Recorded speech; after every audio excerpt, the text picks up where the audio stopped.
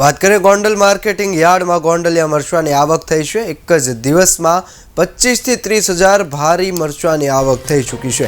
ત્યારે 2 થી 3 કિલોમીટર મરચા ભરેલા વાહનોની કતારો જોવા મળી છે। ત્યારે હરાજીમાં 20 કિલોના ભાવ રૂપિયા 500 થી 2500 સુધી બોલાયા છે। રાજસ્થાન, મધ્યપ્રદેશ સહિત અન્ય રાજ્યોમાંથી વેપારીઓ આવી પહોંચ્યા છે।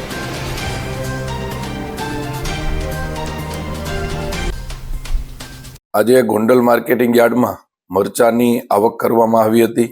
અંદાજે 30,000 ભારી મરચાની આવક સમગ્ર સૌરાષ્ટ્રના ખેડૂતો માલ લઈને આવ્યા હતા। આમ તો ભારતમાં ગોંડલિયું મરચું ફેમસ છે, એટલે સમગ્ર ભારતના વેપારીઓ ગોંડલ માર્કેટિંગ યાર્ડમાં મરચું અને મસાલા લેવા આવતા હોય છે।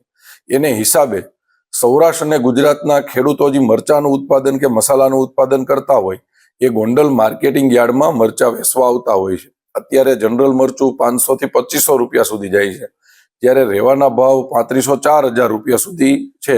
આવી રીતે ગોંડલ માર્કેટિંગ યાર્ડમાં મરચાની 30,000 ભારીની આવક થઈ હતી।